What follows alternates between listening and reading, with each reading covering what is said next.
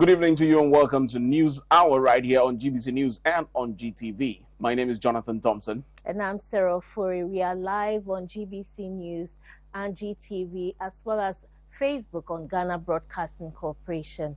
In our first story, we will continue to invest in Ghana because we see great opportunities in the country and will soon launch a platform for the financing of micro and small and medium-sized enterprises to grow the economy, says Jose Vinals, Group Chairman, Standard Chartered Bank. Mr. Vinals on Thursday interacted with President Akufo-Addo at the Jubilee House in Accra. Standard Chartered Bank's footprint in Ghana became visible 127 years ago. Arguably the oldest commercial bank in Ghana, it has experienced the country in good and bad times, but has remained committed to the Ghana project by providing products that meet the needs of government and the private sector. At a meeting with President Akufo-Addo at the Jubilee House in Accra, the Group Chairman of the Standard Chartered Bank, Mr. Jose Vinals, said the bank will support Ghana to lift her head high above the waters. This visit, which is exclusively for Ghana, I'm not making this as part of a tour of Africa, I'm just coming to Ghana from Europe and then I'll be back to Europe, is to signal our very strong commitment to the country at this time, where Ghana is working very hard to overcome some of the challenges that it has, and which have been due in a significant part to the very difficult international environment that the country and the region has been facing. And this reconfirmation of our support is also a vote of confidence on Ghana's future. We are confident that working hard and in joint manner between the government and the private sector, Ghana will be out of this situation and will re-embark on the growth path that it had before COVID and the other crises that hit the country, the region, and the world. President Akufo-Addo said the digitalization agenda being pursued by the government forms part of the move to transform the economy. This government is fully committed to doing whatever it can to aid the private sector, both domestic and foreign, to work in this competitive an environment as possible, to make it to enable the private sector to be able to contribute to the growth of our economy. We believe strongly that ultimately it is the strength of the private sector in Ghana that will determine Ghana's future and its prospects. So a bank like yours that has had lots of experience here as well as around the world in providing the products that enable private sector operators to work is a bank whose contribution and association we value very much. Standard Chartered Bank is one of the few banks that sits on the board set up by the UN to recalibrate the framework for the sovereign debt restructuring process. Edward Nyakun, reporting for GBC News. Tanker drivers across the country suspended their nationwide strike after meeting Roads and Highways Minister Mr. Kwesi Amoako-Attah and the Transport Minister Mr. Kweku Ofori-Esiama. The 4-day strike was to impress on the authorities to fix the bad roads leading to fuel depots across the country. The Roads Minister assured the drivers that their concerns will be addressed immediately.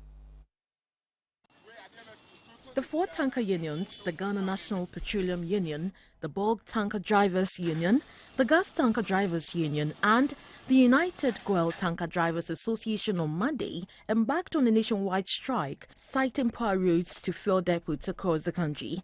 In Tema, the drivers say the route that links Tema Oil Refinery and Pong has become unmatchable, making it difficult for drivers to ply the route, especially when the tankers are loaded.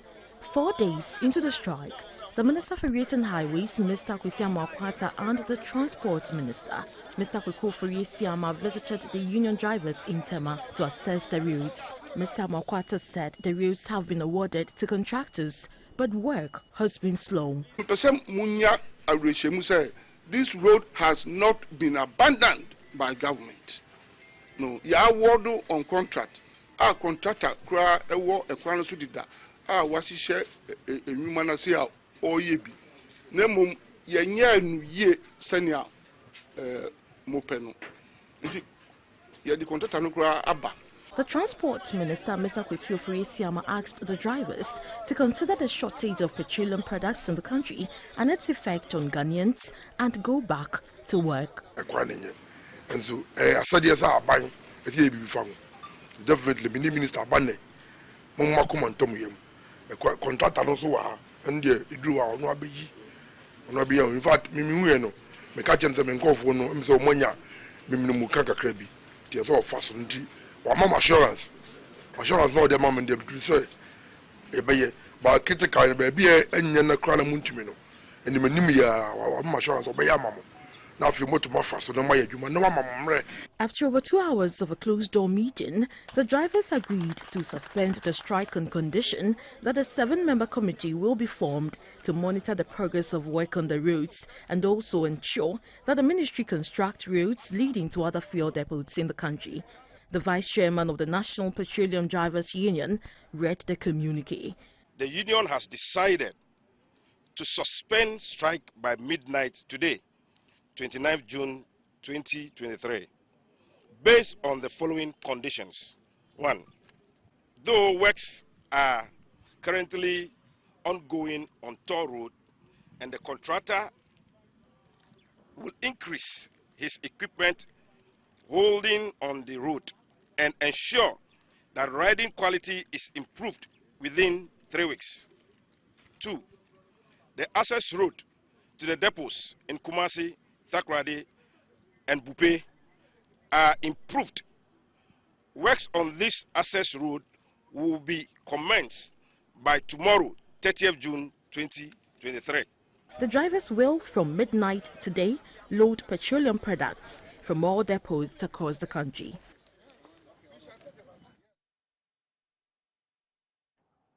An informant who has sent a video filmed secretly to GBC News on what appears to be some underhand dealings at the Aflao border checkpoint is alleging that the National Intelligence Bureau, NIB, formerly BNI, is involved in what he calls abuse of public office for private gains. Meanwhile, GBC News has made contact with the national security apparatus for a response, and we'll update you when we get the reply.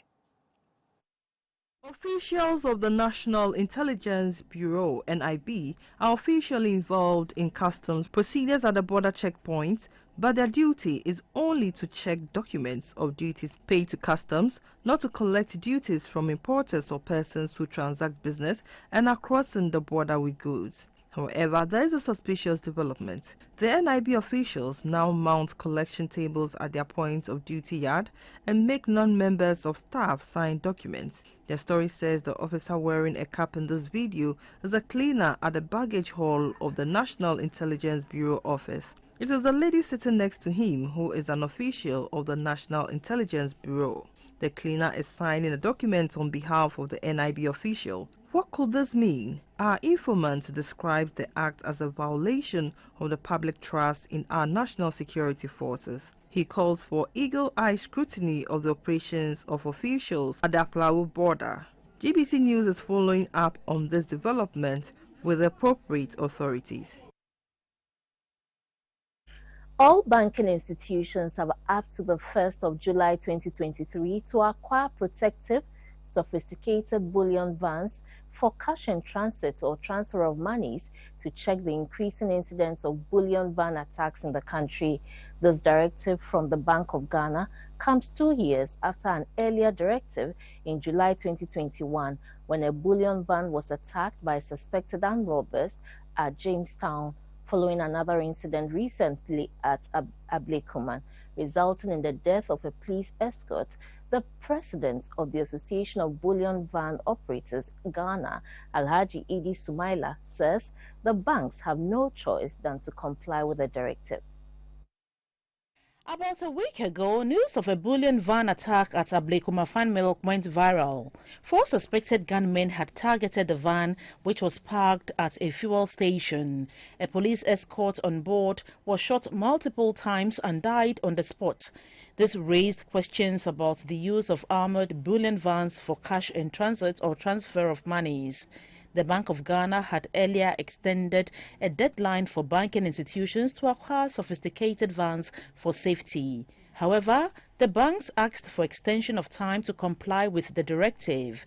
2 years down the line, the central bank has given the banks up to July 1 to procure protective vans. A security analyst, Mr. Adib Sani, says the Bank of Ghana must ensure the directive is implemented to the letter.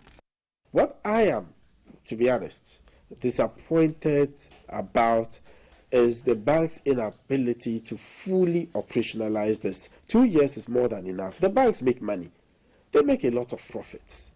Even if they cannot buy those worth $90,000, $200,000, we can start modestly by retrofitting it right here in Ghana.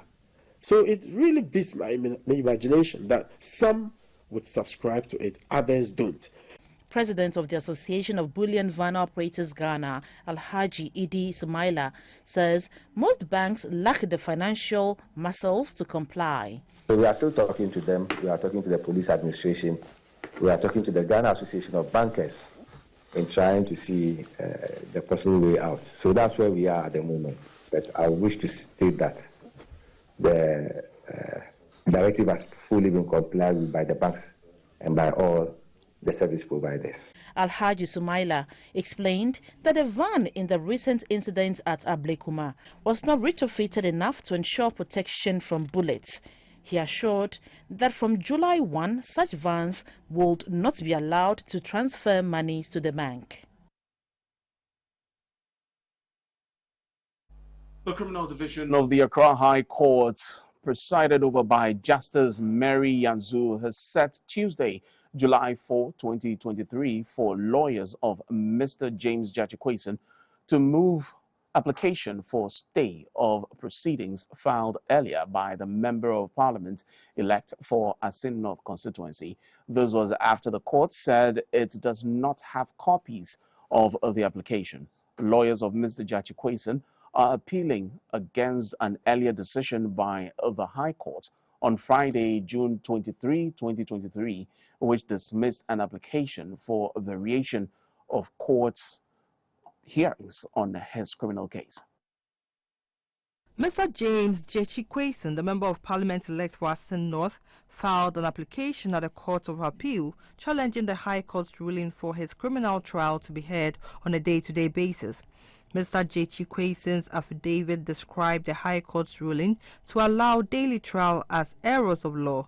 His affidavit also said the ruling of the court had taken a political turn, with President Akufo-Addo making prejudicial comments and emphasizing an earlier comment made by the Attorney General, Mr. Godfred Yeboah-Dame, that Mr. Gyakye Quayson was irresponsible in deciding to contest for a parliamentary election when he was facing criminal charges.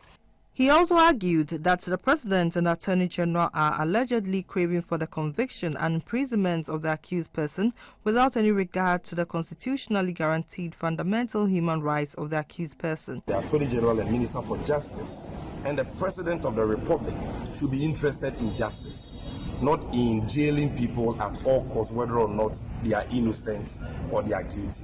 But so far, from their commentary, their body language, from their actions, it appears very clearly that they are not interested in the truth, they are not interested in justice, but they are interested in reloading this whole trial, fast forwarding everything so that they can jail an innocent man. Mr. James Gyakye Quayson is standing trial for 5 charges, including perjury and forgery, among others, which the court said will be heard on a daily basis. The first gentleman of Asin North, I've come to fix their place for them. I've come to fix their lives. The High Court on Friday dismissed an application by Mr. Gyakye Quayson to review its decision to hear the case on a daily basis. For Ghana's first president, Osagyefo Dr. Kwame Nkrumah, it was foresight that the country must develop and use nuclear science to introduce useful and harmless technologies, and this birthed the establishment of the Ghana Atomic Energy GAEC in 1963. GAEC is the sole agency in Ghana responsible for all matters relating to peaceful uses of atomic energy, a report by Suyoko Kwakuche. As a research institution, GAEC has carried out extensive investigation in many scientific fields and also produced several innovations that Director of Commercialization and Communication, Nana Boateng, says will be of immense benefit to Ghanaians if commercialized. Currently, Ghana satellite is the satellite that provides the best data, and so other countries like South Africa has partnered us, and the US as well is interested in partnering us to use our facilities to help gain visibility and use data around the space along the equator, where Ghana gives better visibility. With many Ghanaians unhappy with the high electricity bills, the clarion call remains for the country to explore the nuclear energy option. Nana Boateng says the International Atomic Energy Agency, IAEA, has given Ghana the green light to operate a nuclear power plant as a sustainable option to its electricity supply needs. Is Ghana ready to have or to introduce nuclear power into its energy mix? Ghana is ready to embark on the nuclear power. We've done with the phase 1. We are also beginning the phase 2, which now enables us to set up the nuclear power. The establishment of a nuclear plant in Ghana has enormous benefits to our nation. To create jobs, over 1,000 jobs, as estimated that just the preparatory stages by building the reactor alone can create over 1,000 jobs. As we speak also, we've identified the sites where we want to establish our nuclear power station or the plants. We have about 2 locations or 3 locations that we are monitoring. So we have something called the seismic monitoring. The seismic monitoring, where we have seismic machines installed on this land to check it or monitor its seismic activities, just to reconfirm that these sites that we have identified are safe to host our plants. On Friday, June 30, a team of experts, including scientists, policymakers, and opinion leaders, will converge on the premises of GAEC for a scientific innovation dialogue to commemorate the Day of Scientific Renaissance. The dialogue will discuss the potential of nuclear energy in addressing food security and cancer challenge in Ghana. Suyoko Kwakuche, GBC News, Accra.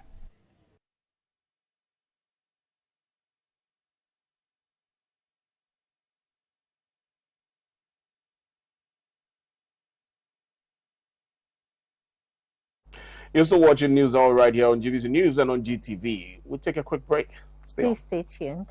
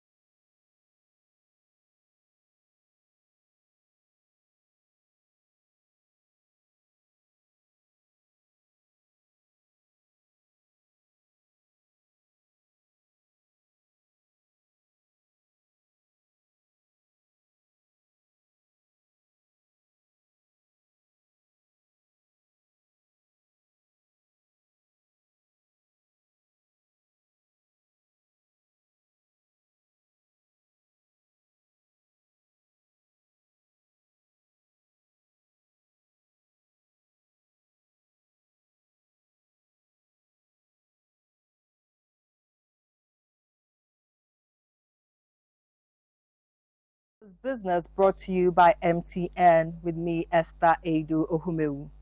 The people of Duose in the Wild West district of the Upper West region now have a decent 6-unit classroom block. The facility was constructed by Fidelity Bank as part of its corporate social responsibility. Fidelity Bank in October last year, known as Orange Impact, to mark its 15th anniversary. As part of the anniversary, the bank decided to build 15 schools in selected deprived communities across the country. Duose community was one of the beneficiaries. The school block has also been fitted with solar panels and furniture to aid teaching since the community has no electricity. The bank has also renovated a kindergarten block in the community. At the handing over of the facility, the chief of Duose, Nabewa Seidu, expressed gratitude to Fidelity Bank for extending a helping hand to the community. Fidelity Bank did not stop at the primary school project as its mandate, but went further to give a new face to the Duose Day Nursery by giving it a complete renovation, which looks so imposing to encourage the younger ones to also learn for their future. Mr. Abubakari Mubarak is the head teacher of Duose Primary School. We want to say a very big thank you to Fidelity Bank for coming to our aid. It was really a challenge to us. And even if we ourselves, sometimes you come to school, how you prepare yourself to come and teach or handle the children, you come and the environment alone will make you demoralized. The managing director of Fidelity Bank, Mr. Julian Opuni, said availability of infrastructure is critical in ensuring quality education. He elaborated on other components of the project provided by the bank. In addition to the infrastructure, we thought it was important to go the extra mile to ensure sustainability and energy efficiency of the school. So I'm delighted to announce that now that the school has been equipped with a solar energy system. And these solar panels will harness the power of the sun to provide clean and renewable source of energy, ensuring that the classrooms are lit 24/7, and also where they need other assistance with regards to the sockets and other electricity supply, that will be provided for by the solar energy that has been provided for the school. The DCE for Wild West, Madam Vida Diorote, lauded Fidelity Bank for complementing government's efforts in providing infrastructure to deprived communities. The Ghana Chamber of Commerce and Industry has organized a fair to enable businesses to showcase their products, services, and innovative ideas to a diverse audience. The World Bank's 2020 Doing Business report ranked Ghana 118 among 190 countries in terms of the ease of doing business, and the country has a doing business score of 60.0. Despite Ghana's ease in doing business, businesses are currently battling high interest rates, high inflation, and an unstable currency. To assist businesses amongst the challenges currently facing the economy, the Ghana Chamber of Commerce and Industry has organized a fair dubbed the Chamber Bazaar to bring customers closer to industry. A representative of the Ghana Exim Bank called on African businesses to trade amongst themselves to rake in more revenue. The Ghana National Chamber of Commerce Industry Chamber Bazaar 2023, that is directly in line with the goals and the mission of Ghana Exim Bank to promote exports and intra-African trade. We believe that in an era where Africa is contributing to 2% of global trade, it is imperative that such functions and other initiatives comes up to push trade in Africa and to the world. The president of the Ghana Chamber of Commerce and Industry is Mr. Clement Osei-Amoako. It is crucial that the government swiftly reconsider its tax policy and streamline the tax structure to ensure fairness, reasonableness, and support for businesses development without delay. And I must say, out of the 33 million Ghanaians, you have only about 2 million people paying taxes, apart from the consumption tax that we see everybody paying. Over the years, the Chamber has provided targeted business support services and opportunities to its members and the wider business community, including but not limited to business and market access, business promotion, trade facilitation, export development, capacity building, evidence-based advocacy, and policy dialogues. The Automobile Assemblies Association of Ghana is projecting that Ghana's automotive industry is likely to grow at 60% in 2027 from the current 9.7%. According to them, this can happen if the government implements the full complement of the Ghana Automotive Development Plan. The Automobile Assemblies Association of Ghana is holding the 2023 edition of the Automotive Summit with the conviction that apart from the long-established automotive industries of South Africa and Morocco, Ghana is leading the way in Africa, establishing an automotive industry ecosystem based on an effective automotive value chain which encompasses all the elements of vehicle manufacturing. Creating a new economic backbone for Ghana and the sub-region is the focus for the day's conference. The association believes that one of the key drivers of the automotive industry in Ghana has been the government's commitment to improving the business environment and promoting foreign investment through its automotive development policy, which was introduced in 2019. Despite the progress made so far, President of the association is of the view the industry could witness catalytic growth if the policy is implemented to the fullest. This includes binding of the sale of used cars older than 10 years, as well as stopping the sale of salvage vehicles, and then implementing the provision of the 35% duty on vehicles imported in the same category as those assembled locally. Mr. David Kofi is the CEO of the African Association of Automotive Manufacturers. Significant opportunity, not only for autos, but autos is one of the 4 pillars that's been selected by the AFCFTA Secretariat after much analysis. The 4 pillars are automotives, pharmaceutical, agro-processing, and transport and logistics. Those will create meaningful jobs in Africa and significantly impact the balance of payments and economic contribution to the continent. If we are going to succeed with intra-Africa trade, we need logistics and transport to work, and it's fundamental to all the sectors that I've touched on there. Speaking at the summit, Minister for Trade and Industry, Mr. Katie Hammond, assured the Association of Government's resolve to implement the automotive policy to its fullest. Government is aware of your concerns about the 30% tax issue, 35% tax issue, and the importation of older cars into the country. The President has spoken about it, and the Ministry has taken notice.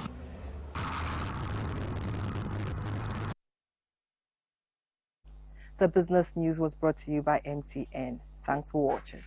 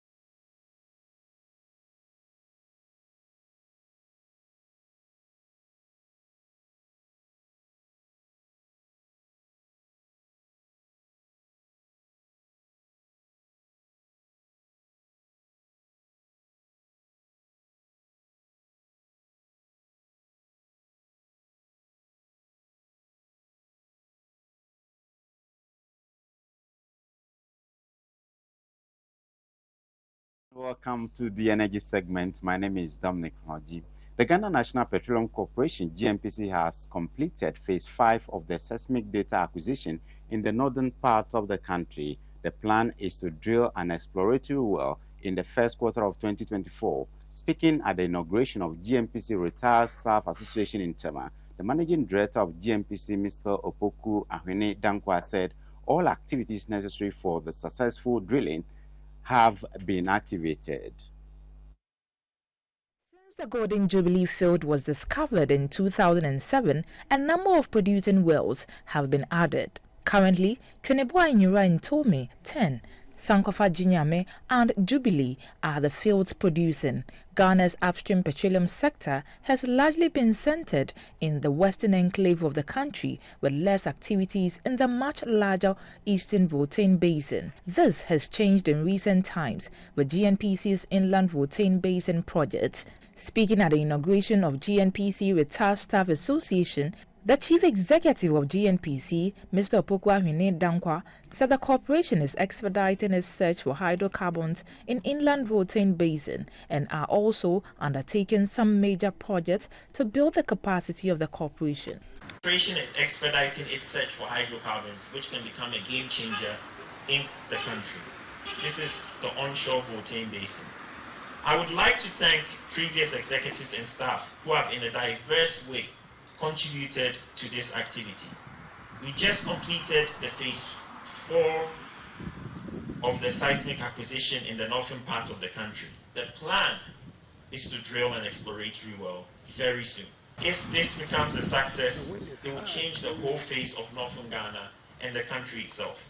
A former chief executive of GNPC who has been credited with lots of transformation at the corporation, Mr. Chacho Chikata, said the group is not to compete with current staff but complement the operations to build a strong human resource in the oil and gas sector. In terms of the technically established outlook for energy for the future of the country, gas was important.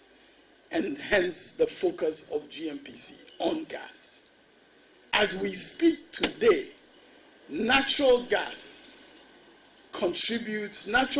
fired power, contributes about 65% of the nation's current generation capacity, as against 35% for hydro. That's just a fact today. Members of the GNPC Retired Staff Association will support the corporation with experience and knowledge acquired over the years to enhance its operations. Deputy Energy Minister Mr. William Oreku Edu says the goal for oil policy is meant to reduce pressure on the dollar and not to reduce the prices of fuel on the market. Mr. Oreku Edu said this in Parliament while answering a question on the nature of the policy. I rise to ask the Minister for Energy, if Ghana's goal for oil agreement is a forward contract between the Republic of Ghana and the supplier or suppliers of the oil.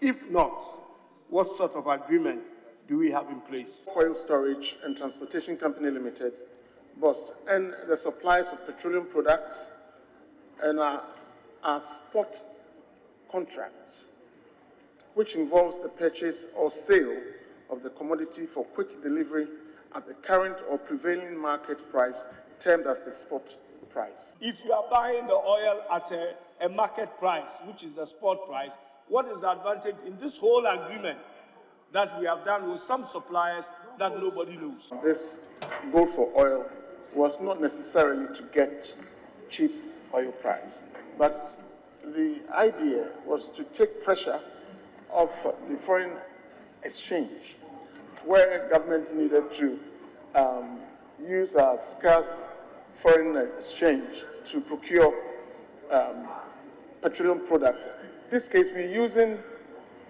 gold. We're using cedis to buy gold and then use the gold to exchange for petroleum products. So it's not, the purpose was not originally to get necessarily cheap price. We buy it as and when, spot. Total national power generation was 57.5790 gigawatt hours within the last 24 hours. Here are some key national statistics on electricity generation within the last 24 hours.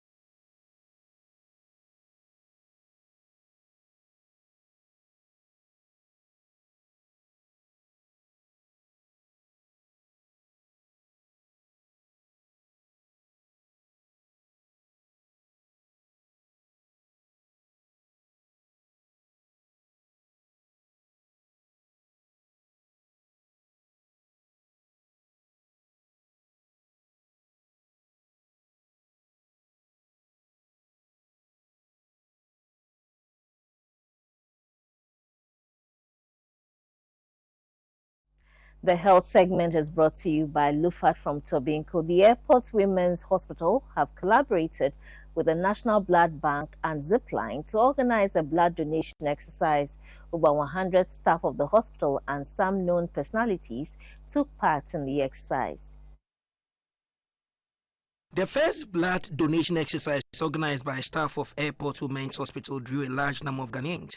The blood drive was part of the hospital's corporate social duty to provide blood to the National Blood Bank to support individuals in need. Staff say they daily see patients, especially pregnant women, dying because they couldn't get blood, so they decided to do something about it. The AWH Blood Donor Day, Airport Women's Hospital said it is tragic that some anemic pregnant women, accident victims, and others die in labor and emergency rooms. The marketing and PR director for Airport Women's Hospital, Audrey Champon, said the initiative has come to stay. We have stats that women lose their lives during delivery, babies die, or neonates die during, after birth. This is something that can be avoided, if there is the availability of blood for such people. Because, see, this is 21st century. No woman should die because of delivery. No baby should die because of lack of blood. The administrator of the Airport Women's Hospital says the gesture is to convince others to donate voluntarily. Basically, blood is the lifeline of obstetrics.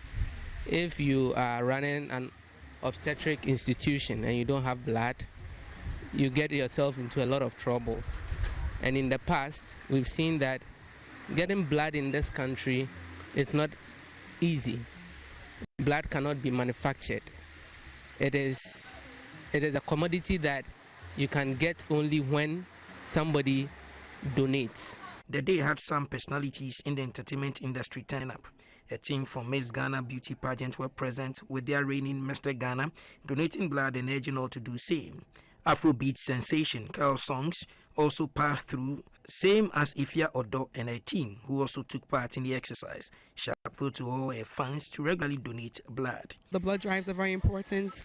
It helps people who are lacking blood, and also me, I even want to check my blood type. It's really important to also know your blood type. After donating the blood, participants were given gifts from the sponsors. That's it for the health segment, brought to you by Lufat from Tobinco.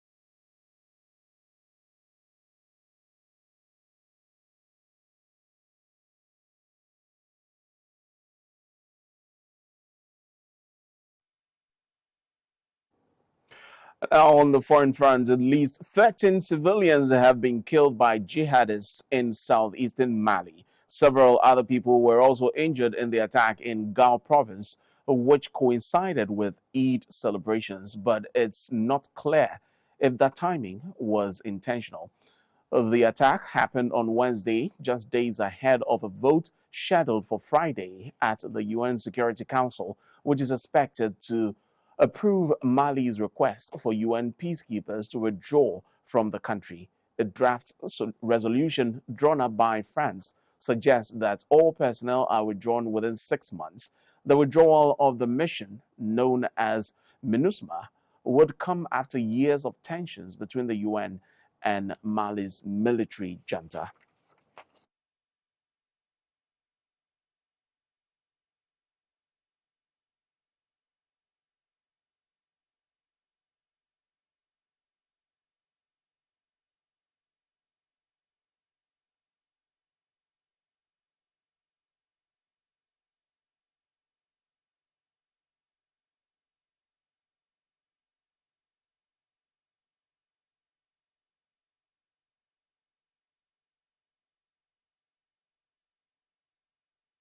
Now, the 43rd Escort Task Group of the Chinese People's Army Navy is at the Tema port on a 3-day port visit. The Chinese Naval Escort Task Force consists of guided missile destroyer Nanning guided missile frigate Sanya and comprehensive supply ship Wei Shanhu, as well as 2 shipborne helicopters and more than 700 troops. The visit is to strengthen the Ghana-China bilateral relationship. 1960, Ghana and China have enjoyed good relations. This was when the two countries first established diplomatic relations. Since then, Ghana has provided substantial diplomatic support to the People's Republic of China, with China reciprocating with material support for Ghana's development.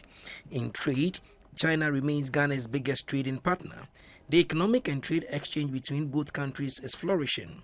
Bilateral trade volume stands at more than $7.46 billion, being among the top in Africa. In the area of defense and security, over the past decades, the Ministry of Defense and the Ghana Armed Forces have benefited enormously from the Chinese Defense Corporation assistance in many areas, including training, platform acquisition, construction, amongst others. The Ghana Navy relationship with the Chinese deepened through the Defense Corporation acquisition of 4 fast patrol boats, Snake class, from China in 2018. These vessels remain the backbone of the Ghana Navy fleet operations, contributing significantly to maritime security in the Gulf of Guinea. The arrival of the 43rd Chinese Naval Escort Task Force demonstrates China's commitment to support Ghana in the defense and security areas. The arrival of the 43rd Chinese Naval Escort Task Force demonstrates China's commitment to support Ghana in defense and security. The naval escorts set sail for the Gulf of Aden and the waters of Somalia from a military port in Zhanjiang City, southeast China's Guangdong province in January 10 this year. Since setting off in January this year, the 43rd Task Force has completed escort tasks for 21 ships in 16 batches. In late April, the guided missile destroyer Nanning and the comprehensive supply ship Weishanhu attached to the task force were dispatched in an emergency to evacuate Chinese people from conflict-torn Sudan. The naval ships were warmly received at the dock by a grand welcoming ceremony. China's ambassador to Ghana, Mr. Lu Kun, said in defense and security, Ghana and China have a good relationship, and China's government will continue with that support to help deal with the security threats in the sub-region.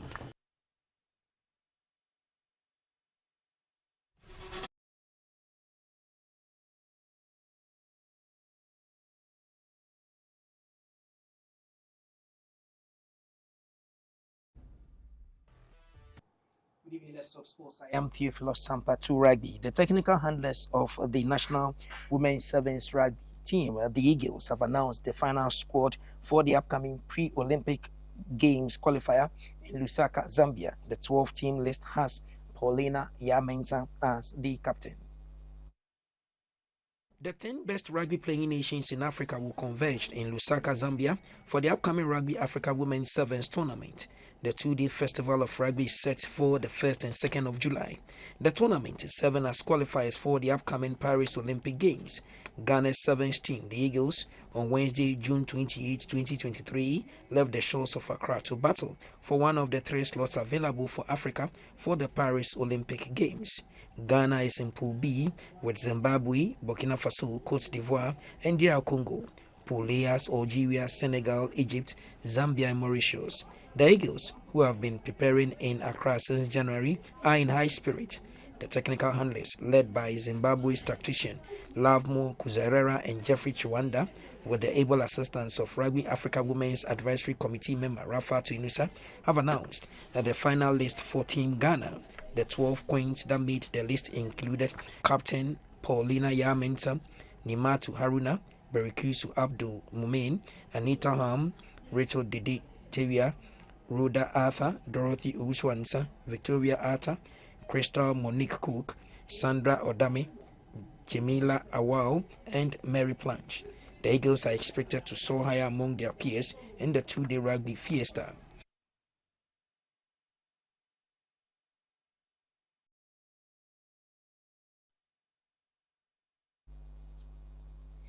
Let's move on, and we're still talking football. This time going to England, where Premiership side Tottenham Hotspur have signed England midfielder James Maddison on a 5-year deal for £40 million from Leicester City.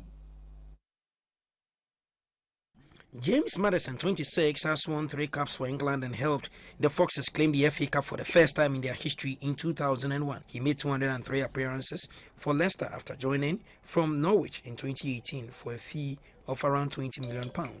Maddison scored 10 Premier League goals last year.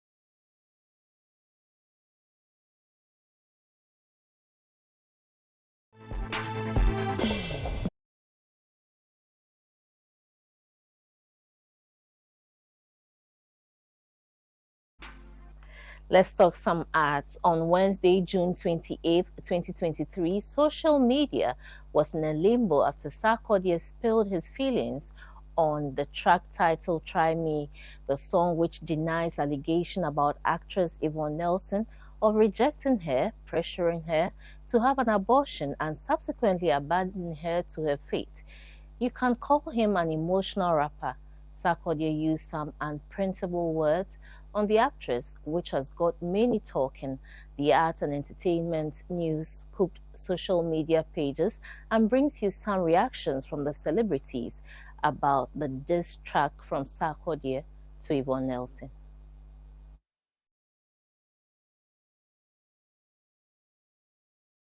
Hit hard, whereas others were subliminal. A+ said, quote, Yvonne Nelson says Sark should respect womanhood when she first disrespected and humiliated the woman who carried her for 9 months. Hey, is your mother not a woman? And now she is a double-double. 1 book, 1 rap. Hashtag 1B, 1R. If you write 10 books, Sark will release 10 songs. You think you are the only one who likes money and fans, Abi? Madam, keep quiet and let's all cash out. Ken Sark, the Brotherhood is proud of you, unquote. Well, legend sound engineer and music producer Zab Mallet directed Haze to no one in particular. He wrote, quote, a time is coming where all citizens will have to wear a body cam for the sake of truth, unquote. Popular blogger Kwejo Sheldon, quote, Sarkodie was harsh with his reply, but Yvonne Nelson was bold to have name-dropped Sarkodie, unquote. Kwakesi also wrote with a picture attached, quote, we just they observe the situation, unquote. High Life artist Bisa Kede tweeted, quote, I've listened to things like 10 times. Hey, fire, unquote. One female who many thought would support her fellow girl, Efiodo, wrote, quote, as you published your book, Sarkodie did not say a word. Just 3 minutes rap and see the way you are explaining and talking plenty. Ah, unquote. Dancehall artist Shatta Wali, quote, looking deep into this case, I think I want to adjourn it or I should continue, unquote. One of the exes who was mentioned in Yvonne Nelson's book, Nigerian artist Iyanya, also tweeted, quote, you all are waiting for my side of the story. If I talk now, I'll be accused of kissing and telling, slut shaming, etc. But something got to give, so wait for it. Well, Papi Kojo, also an ex to Yvonne Nelson, according to her book, did not say much but danced to the song.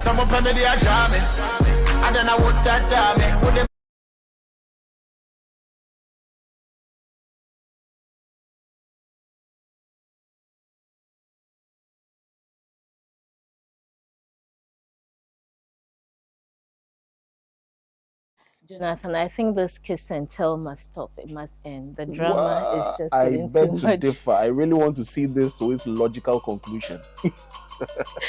That's how we wrap up news at 7. News Tonight comes your way at 10 p.m. Please stay tuned.